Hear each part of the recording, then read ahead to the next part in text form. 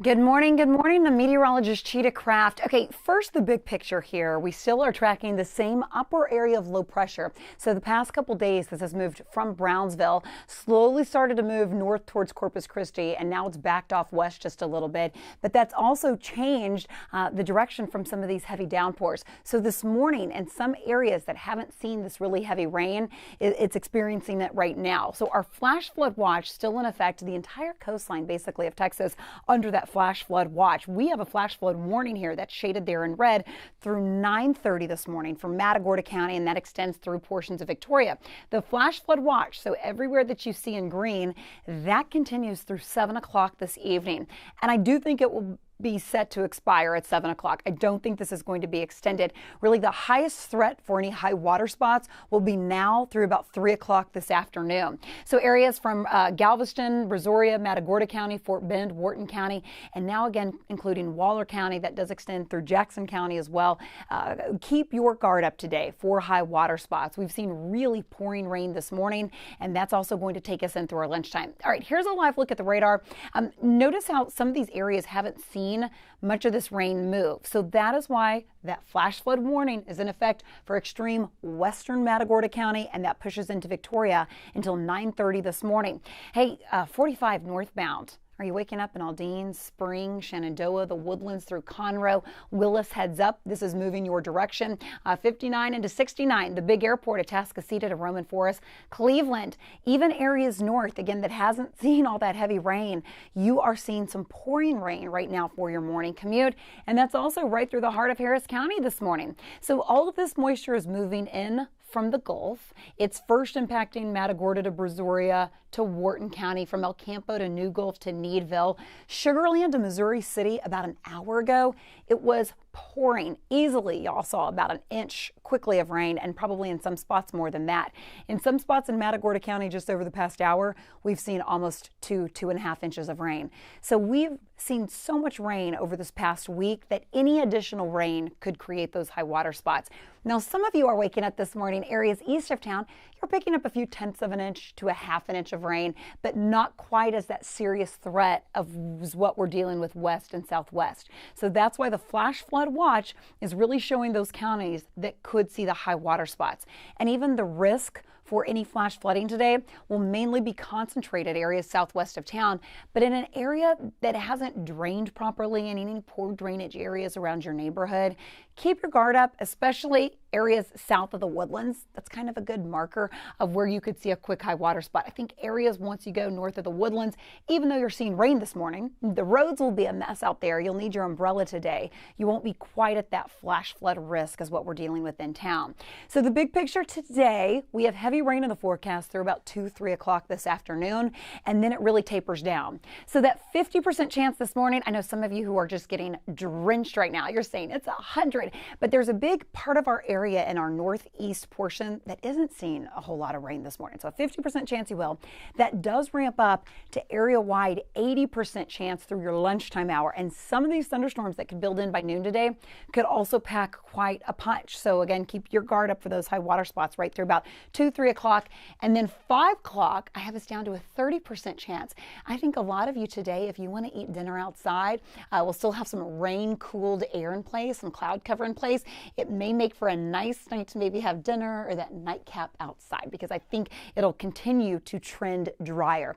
Not the case here for your morning commute. It is a mess. I'm stopping this around 11 o'clock. This is our future track. So we're still tracking these downpours here. I want to say area-wide, there will be some areas that got some thunderstorms earlier this morning that won't see that convection re-energize later today. But then notice by about 2 o'clock, still the potential for some of these thunderstorms around. And if this holds true, we'll see if some of these want to re-energize areas north of town. So everybody basically keep your guard up here through about 2-3 o'clock. Then 7, 8, 9 o'clock this evening. Look at this. We're just under cloud cover in place, but we're really tracking mostly dry conditions. Even lingering into your Saturday, we trend drier. I only have a 30% chance for an isolated thunderstorm to a few spotty showers for your Saturday. And get this, I even dropped Sunday down to a 20. So we trend a lot drier. I know so many of you are just sick of this rain. I do think we'll pick up, though, another 1 to max 2 inches of rain, especially in town. The further southwest you travel, we could even pick up another 2-3 inches of rain. I'm talking even just for the day-to-day. So heads up in town, areas south of town. Again, that good marker is basically south of the Woodlands. I think will be the best chance to see a quick high water spot. I'm not expecting anything serious area-wide, city-wide, but I do think an isolated spot, yeah, we could see some high water, and that's what we've been seeing and tracking all morning. Has it felt like we've just seen rain over the past several months? Well, let's talk about it. In June, the entire month of June, all the green that you see here, those are showing rainy days. We've had 17 rainy days for the month of June. Just in the month of June alone, we picked up over 9 inches of rain. That put us for the month 3 inches, over 3 inches above where we should be. Total rain for this year, we've seen 29 inches of rain. For the first portion of July, so even though today's July 9th, notice how we've had 7 out of the 8 days. Now today will mark 8 days in July that are wet, not including some of the totals that we saw yesterday. We've picked up 0.4 of an inch, and again, 29 inches for this time of the year in Houston, and these records are taken from IAH. That still puts us about 2+ inches above where we should be. That's a lot of rain, and most of that has fallen for the months of May, June, and now here in July. So today we'll keep that healthy rain chance up until about 2 or 3 o'clock this afternoon, and then rain chances really start to drop by Saturday and Sunday. In fact, Sunday afternoon, I have it set a 20% chance. Temperatures return to the low 90s. So that may be your best pool day or Galveston day. I don't know what you have planned. I think our family's going to try to Galveston it. Let me get back to the big picture. If you're just tuning in, I know this is a live stream, so I want to give you a quick recap because we do have a lot of rain right now. Some of you are waking up to some pouring rain. Some of you, it's not as heavy, but it's all wrapping around this low. It's an upper area of low pressure, so not tropical. This is, we have counterclockwise spin around a low, and that's what's picking up all this moisture. So notice how it's just trying to stream right in across basically the entire Gulf here, even into portions of Louisiana. The entire Texas coastline basically under a flash flood watch. Here locally, our watch continues through 7 o'clock this evening, and then I think it will expire. I don't think this is going to be extended past 7 p.m. this evening. We do have a flash flood warning in effect for portions of Matagorda County, and that tries to extend through Victoria through 9:30 this morning. I have a feeling, though, that flash flood warning, it may be extended. We will have to monitor these rainfall rates because we haven't had much of a break here in areas southwest of town. Ocampo also talking to you. If you are waking up in Wharton County and you typically commute in here from the southwest side, really pay attention.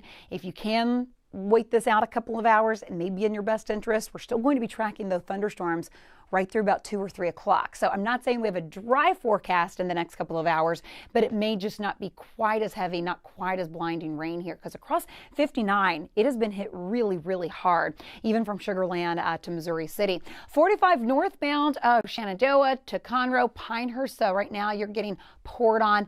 290, the rain isn't too heavy. Jersey Village, you have some moderate rain here. So across portions of 290, but it's wet, and that's enough to really slow you down this morning. So if you have the convenience to either work from home or kind of postpone some of your meetings, lucky you do that.